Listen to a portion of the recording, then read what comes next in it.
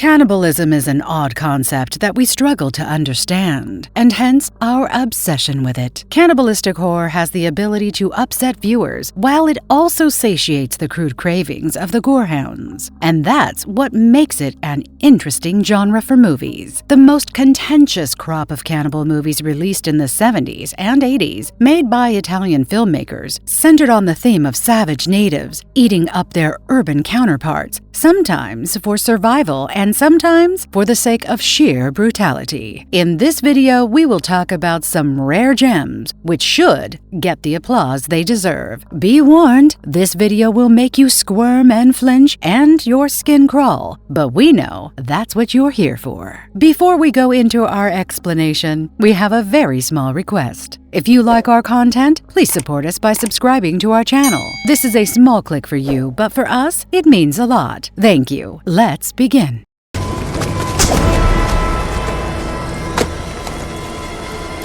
Green Inferno, 2013. Imagine advocating for the native tribes of the Amazon rainforest, but ending up being on their dinner menu. That would be your worst nightmare come true, right? Well, that's what the Green Inferno is all about. Eli Roth, known for his gore genre of films like the Hostel movies, pays homage to the yesteryear Italian cannibal flicks with the Green Inferno. A bunch of students fly to the Amazon rainforest to stage a protest against the deforestation work being carried out by a petrochemical company. The protagonist, Justine, is a college freshman who joins the mission being led by activist Alejandro. Having successfully streamed their protest online, the team of young activists board a plane to fly back home, but it crashes into an area swarming with armed tribals. What follows next is a bloody fest as one by one, the activists get mutilated and eaten. A bloodbath of an ordeal later, Justine escapes and makes it back home to NYC, but remains tight-lipped about what transpired in the forest. Released in 2013, The Green Inferno is a signature Eli Roth product, with some flesh-eating scenes in the film, which are guaranteed to make you wince. For example, a tribal leader scoops out one of the activist's eyes while he's still alive, and then proceeds to chop off his limbs and arms. The gory food prep continues, with his entire head being cut off, and the spurting out blood being collected in a bowl. The mutilated body is then charred and fed to the other tribe members. In another scene, hungry tribe members eat out chunks of flesh from a guy alive. The tribes torture another activist by breaking his body and tying him to a pole while giant ants crunch their way through him. Meanwhile, the remaining prisoners are fed their dead friends. If that's not a gore fest, we don't know what is. What did you do that for? The Forest, 1982. Next up, we have the 1982 slasher film, The Forest. This movie will make you cancel all your camping and hiking plans. A cannibal hermit named John lives in the wilderness of Sierra Nevada and hunts down hikers partly for sadistic pleasures and partly for his food supply. So when two couples, Teddy and Charlie, Sharon and Steve, go hiking in the forest, John picks up his killer knife and heads in their direction. Teddy and Sharon team up to hike together, followed by Charlie and Steve. John slashes Teddy in her sleep while Sharon escapes, and later feeds her flesh to Charlie and Steve, who are completely unaware of John's true nature. John eventually kills Charlie too, before being slain by Sharon. She finds her way back to Steve, who has a cracked bone protruding from his leg. The Forest is a bizarre thriller, blending cannibalism and horror as the ghosts of John's kids play a significant role in the storyline. Before fleeing to the forest with the kids, John kills his cheating wife and her partner, dismantling him with a rusty saw and pitchfork. Once in the forest, the kids eventually get depressed and take their own lives together, driving John insane. Apparitions of the sibling duo help Sharon escape John's murderous pursuits. The kids also reveal that even after death, they are hunted by their abusive dead mother. This film is surely a must-watch.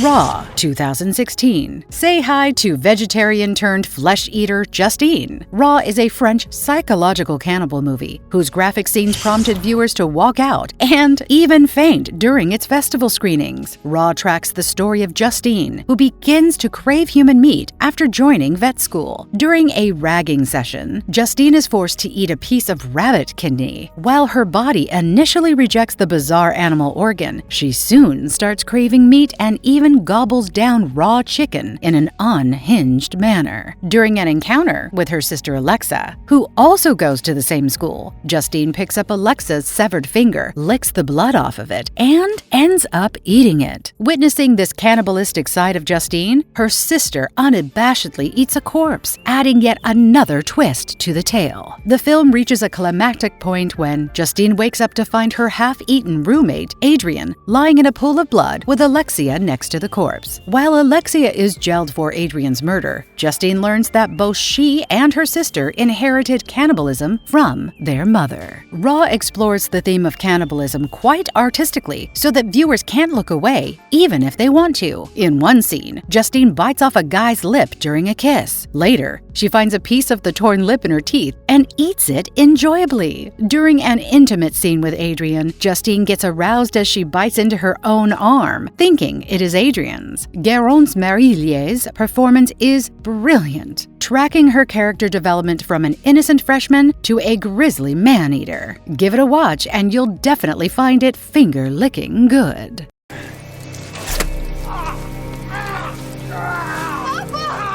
The Road, 2009. The Road is a screen adaptation of Cormac McCarthy's Pulitzer Prize-winning book of the same name. Set in a post-apocalyptic world, a father and son must make it to the shore across the vast expanse of the city in order to survive. On the way, they encounter all kinds of wrongdoers, but most horrifying of them are the cannibals, who eat human flesh to survive and terrorize. Armed cannibal militia roam the streets, killing people at will and putting their skeletons on display. The father, who was just 2 rounds in his gun, is prepared to shoot his son if he ever gets captured by the man-eaters. The protagonists explore an old house on their way in search of food and find people being locked up in the basement as future meals for the flesh-eaters. Hearing the cannibals approach, the father and son hide in the bathroom, with him pointing the gun at his son's head. The father manages to guide his son to the shore, but is injured when a man shoots him with an arrow. The movie ends on a hopeful note. As the father dies, a generous man takes the orphaned boy under his wing. The Road is not a typical cannibal movie with jump scares and bloodbath, but one that insinuates horror through a moody representation of a world stripped of humanity and hope. It's a survival story riddled with cannibalistic references. A gut-wrenching portrayal of cannibalism comes in the scene when the father-son duo witnesses an infant's corpse being prepared for consumption. The Road gets a thumbs up from us. What about you?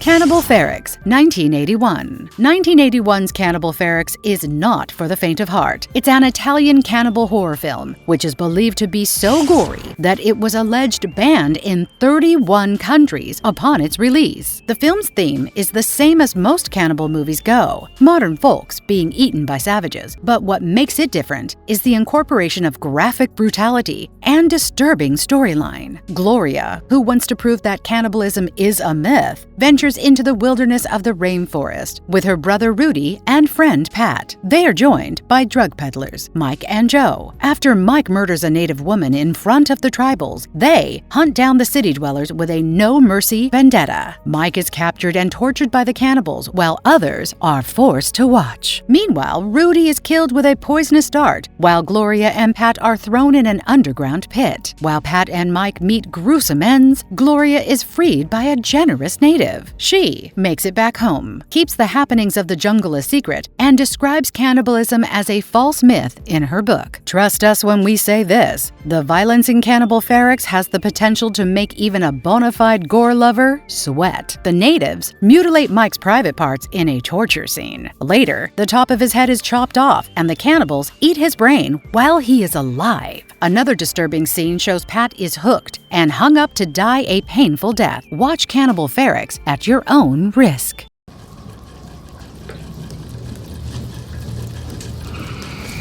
Parents, 1989. 1989 horror comedy Parents is one of a kind, as it blends the darkest of humor with that of gore. Set in 1950s America, the basic plot of the movie is that 10-year-old Michael suspects his parents are flesh-eating cannibals. Is it true? Keep watching to find out. Michael, an over-imaginative kid, witnesses his parents sharing an intimate moment and has been haunted by the sight ever since. In his head, he imagined it as his mom and dad biting off each other. He is also freaked out by their obsession with meat and wonders about the source of all the leftovers he is served at dinner. Soon, he sees a bloody knife and a mutilated leg hanging in their dingy cellar. Further, discovering a corpse in the basement convinces him to turn on his parents. When Michael is attacked by his dad, the mom comes to his rescue and is killed. The mayhem ends with Michael's dad dying as the house blows up in flames. In a cliffhanging final scene, Michael is served a sandwich with some suspicious meat stuffing at his paternal grandparents' house for midnight snack. Parents is not filled with violence, though there are some blood-stained scenes. Its approach is more like a slow burn, with imagery such as meat sizzling on a pan or a huge load of raw meat grilling on a barbecue. The horror comes in the form of Michael's nightmares. Sometimes he is drowning in a pool of blood, and sometimes he is being buried alive by his cannibal parents. The film also underlines the submissive role of women in 50s society, shown through the mom's character. When the dad coaxes Michael to eat human meat, the mom, fully aware of Michael's disapproval, supports the dad. Parents is a refreshingly quirky movie for those who are not looking for something too intense.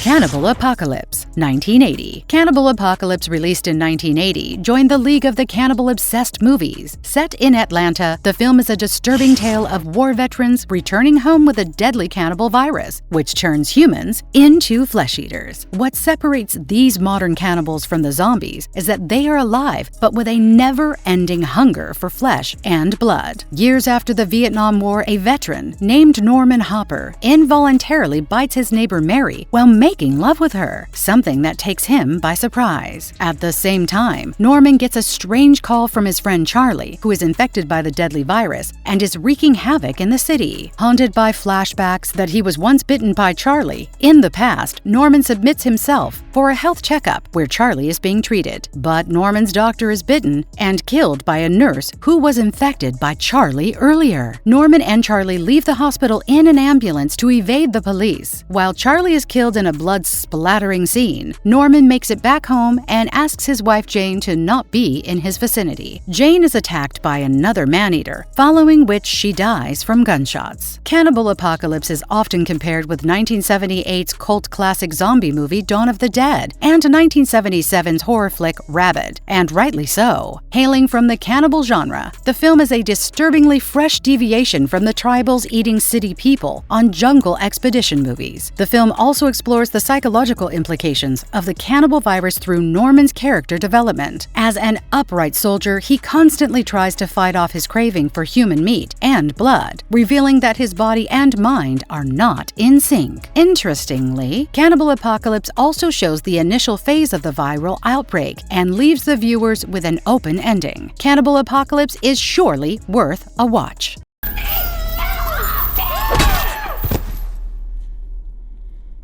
We Are What We Are, 2013. We Are What We Are is a brilliant remake of the 2010 Mexican gore fest Somos Lo Que Hay. We Are What We Are follows the story of a mysterious reclusive family of 5, the Parkers, involved in gruesome religious practices. When the mother dies during a torrential rainstorm, the 2 daughters, Iris and Rose, prepare to carry out a macabre ritual that has been performed by the matriarchs of the family through ages. No surprises here. The ritual involves eating people. Iris and Rose discover a kidnapped woman in their father's shed, who they nonchalantly slaughter and eat the remains of. Meanwhile, the town doctor finds human remains in a creek and sets an investigation in motion. In the dead mother's autopsy reports, the doctor discovers that she suffered from the disease Kuru, which is a result of cannibalism. The doctor, whose daughter was also claimed by the Parkers for a ritual, confronts the father and a fight ensues. Meanwhile, Iris and Rose, unable to deal with their father's brutality, attack him and eat him alive. We Are What We Are maintains an eerie anxiety throughout the film and offers its greatest shock with the ending. Released in 2013, the film is in many ways an improved version of the original one. We Are What We Are is essentially a thriller with Cannibal at its core, which never overpowers the horror genre, but adds to it. It has a dark and grim feel to it, insinuating from the very beginning that unnatural is the new normal here. If this made you bite your nails, We Are What We Are may just be the movie for you.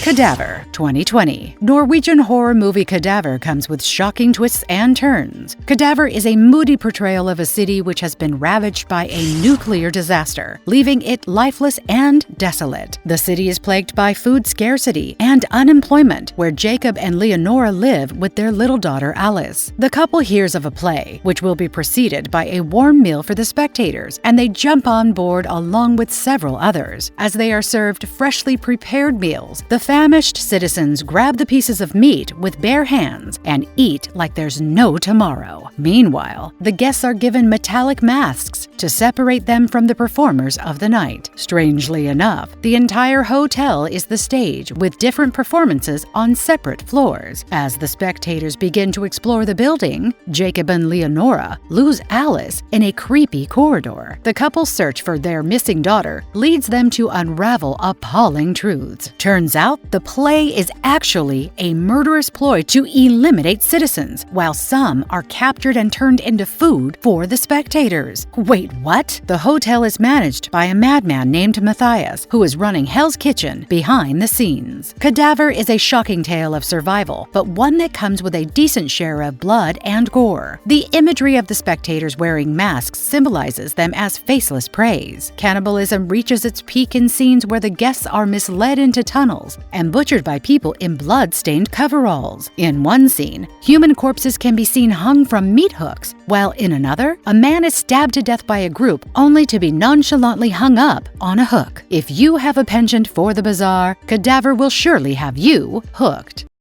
Deathline, 1972. British film Deathline, released in 1972, gives gore a primitive form in an urban setting. When a government official goes missing from London's underground, Scotland Yard begins an investigation, discovering more people have gone missing in London's underbelly. Meanwhile, university student Alex decides to venture into the dark tunnels of the underground after his girlfriend Patricia mysteriously disappears from a train station. Urban legend has it that the railway workers who constructed the tunnels under gruesome conditions survived a cave-in by consuming human flesh. It turns out to be true when the cannibalistic abductor is introduced as one of the last descendants of the railway workers. He goes rogue after his pregnant companion dies. Alex walks into the cannibal's den and rescues Patricia, injuring the murderous monster. As Scotland Yard officers search through the tunnels, they discover a room full of bunk beds lined with corpses of the victims of the cave-in that happened almost a century ago. The film portrays cannibalistic gore with striking imagery such as lengthy shots of half-eaten human bodies, creepy skeletons, grisly, rotting human remains, crusty skin seen on the bloodthirsty savage, and his dark, dingy lair. The cannibal is a product of his circumstances, and one almost feels sorry for him. Like in one scene, Patricia asks Alex not to hurt him. The only thing he can utter, "Mind the doors," a phrase embedded in his mind from the tube trains. Give this movie a try for a good dose of creepy horror.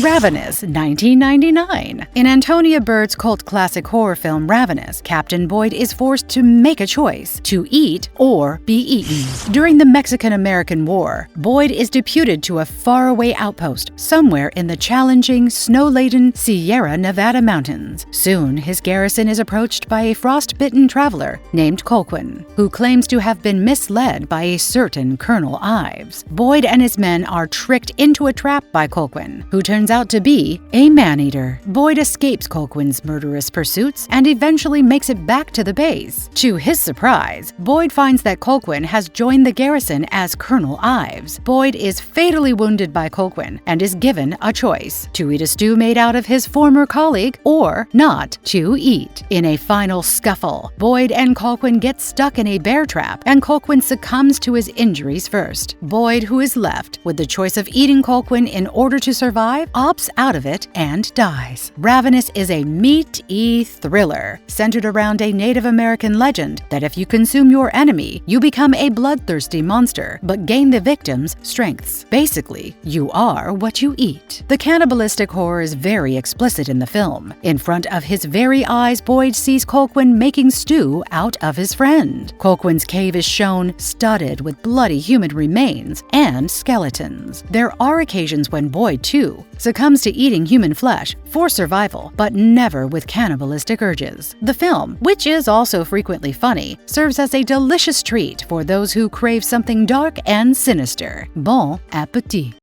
Trouble Every Day, 2001. Imagine going on your honeymoon and returning with a bloodthirsty husband. 2001 French movie Trouble Every Day tracks the story of a newly married American couple, Shane and June, who are in Paris for their honeymoon. Shane's real intention of traveling to Paris is to track down genius neuroscientist Leo, who is now living a low-key life. Strangely enough, Leo keeps his wife Corey imprisoned in a room to save humanity from a cannibalistic outbreak. Every now and then, Corey breaks out and engages in sexual encounters with her prey before leading them to their bloody deaths. Shane manages to track down Leo's whereabouts, but when he arrives at his residence, he discovers a blood-soaked Corey walking around in an unhinged manner. Shane escapes Corey's attempts to bite him while the house gets engulfed in accidental fire, killing Corey. Meanwhile, Shane struggles to get intimate with his wife and ends up murdering a maid in a hotel. Trouble Every Day's erotic horror comes in the form of a few but very shocking flesh-consuming scenes. During a burglary attempt at Leo's house, Corey seduces a man and engages with him sexually only to rip out his tongue during a kiss. Corey is then seen savoring the blood off his mouth and caressing the victim as he writhes in pain. In another gory scene, Shane is seen sinking his teeth into an innocent victim to satiate his bloodthirst. Trouble Every Day is highly recommended. We promise it will be bloody good.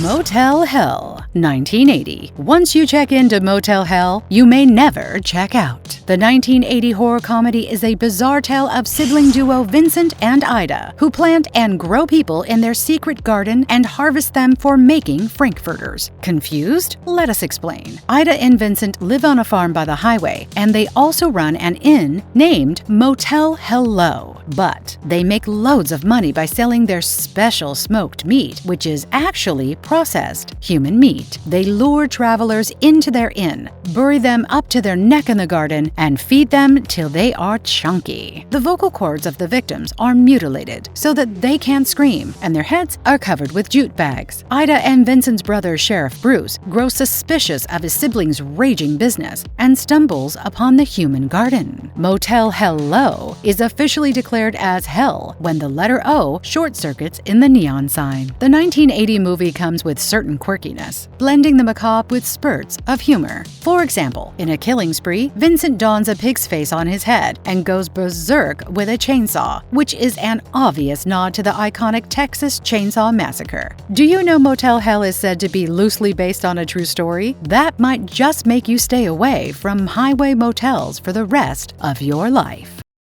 Bones and All, 2022. Who would have thought that romance and cannibalism could have a baby? And that baby is 2022 movie Bones and All. Set in rural America, the film tracks the story of Marin and Lee, two flesh-eating humans who fall in love. Abandoned by her father at the age of 18, Marin ventures out in search of her estranged mother. On the way, she befriends Lee, who she recognizes as a fellow cannibal from his scent. Marin discovers her mother in a psychiatric ward and understands that she inherited her penchant for human meat from her mom. Witnessing her mother at the brink of insanity, Marin decides to lead a life devoid of cannibalism and abandons Lee, who she later reunites with. Lee reveals that his father was an abusive alcoholic cannibal who bit Lee during a brawl and was killed by him later. Lee and Marin connect over their somber pasts and decide to abstain from cannibalism to live a happy ever after. Enters Sully, a man-eater who has pursued Marin for years. Lee fights off Sully and is fatally injured in the process. He succumbs to his wounds in Marin's arms. The film shows butchery and bloodshed with certain nonchalance, making cannibalism a normal part of Marin and Lee's life. Some stomach-churning moments show that Marin's mom has eaten her own hands and that Lee fed off his dead father. However, the most powerful of them all is Lee begging Marin to devour his corpse as he bleeds out in her arms. Marin, who is in shock, fulfills Lee's last wish. Bones and All is a film festival favorite, and we can see why.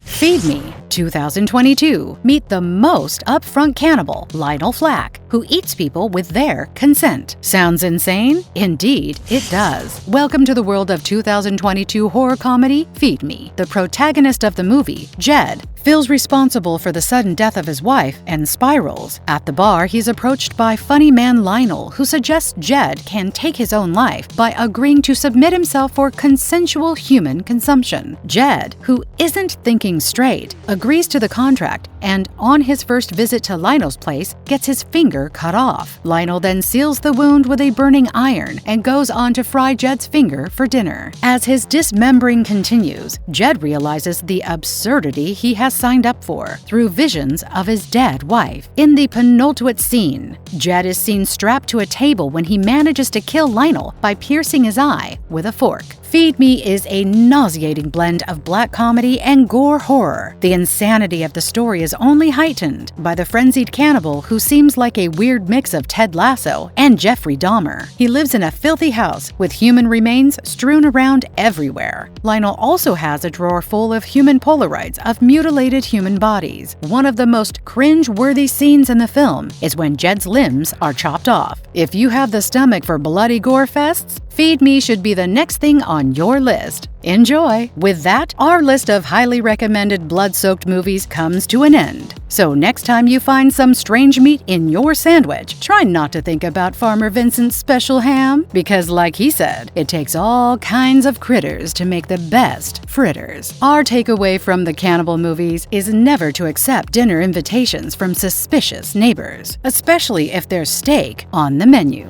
If you're as freaked out as we are, tell us which movie seemed the most bizarre to you in the comments below. And if you like this video, give us a shout out and stay tuned for more awesome content.